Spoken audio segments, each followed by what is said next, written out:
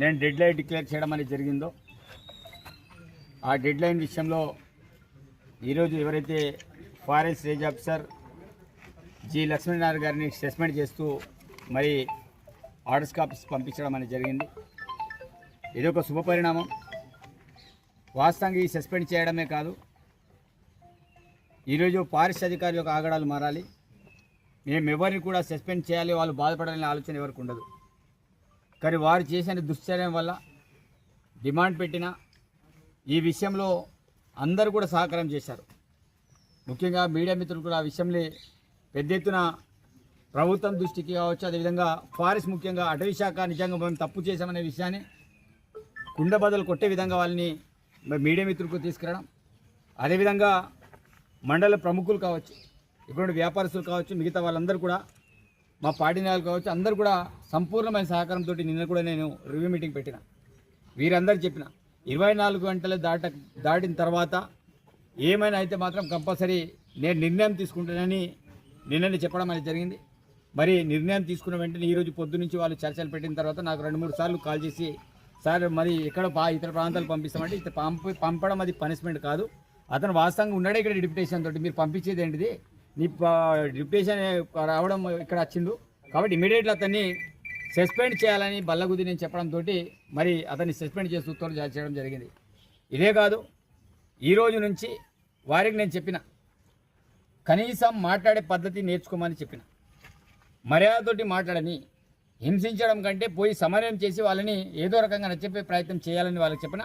అదేవిధంగా రాష్ట్ర వ్యాప్తంగా కూడా నేను విజ్ఞప్తి చేసేది ఒకటి, అటవీ శాఖని కొంతమంది అధికారుల వల్ల అటవీ శాఖ అంతా కూడా మొత్తం భద్రం అవుతుంది.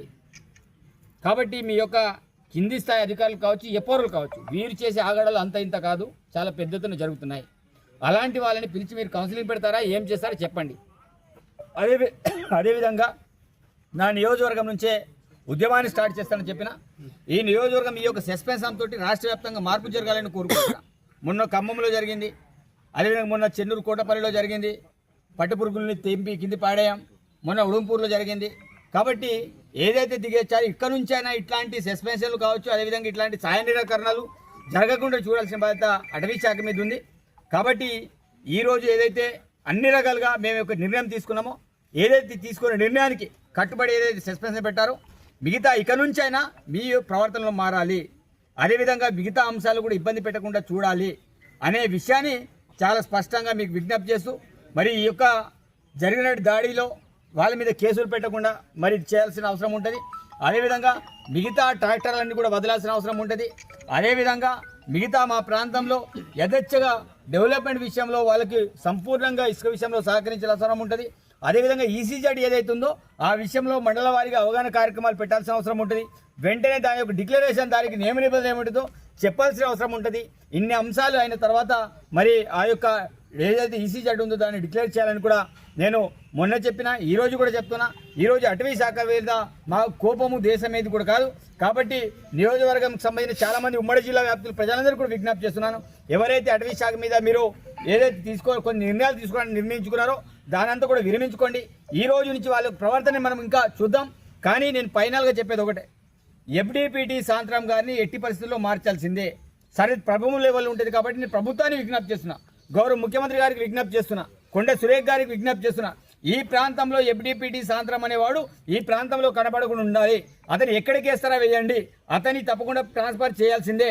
నేను తక్షణం కోరుకునేది ఇందన్పల్లికి సంబంధించి చేశారు, దాంతోపాటు ఉడుంపూర్ సంబంధించిన సరే ఇతన్ని సస్పెండ్ చేశారు. మిగతా వాళ్ళ విషయం తప్పకుండా ఉడుంపూర్ అయినా ఖానాపూర్ అయినా జనరల్ అయినా వీరని కూడా తప్పకుండా ఈ ప్రాంతం నుంచి ఇతర ప్రాంతాలు పంపించి కనీసం అనుభవం మంచి ఆఫీసర్ని, ఇక్కడ మంచి మాట్లాడే ఆఫీసర్ని పంపాలని కూడా ఈ సందర్భంగా విజ్ఞప్తి చేస్తూ, అదేవిధంగా చాలామంది బీట్ ఆఫీసర్లు మీరు సస్పెండ్ చేశారు.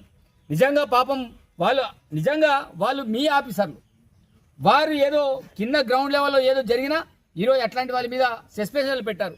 అట్లాంటి వాటిలో మీరు కొంత ఆలోచన చేసి సస్పెండ్ చేయండి.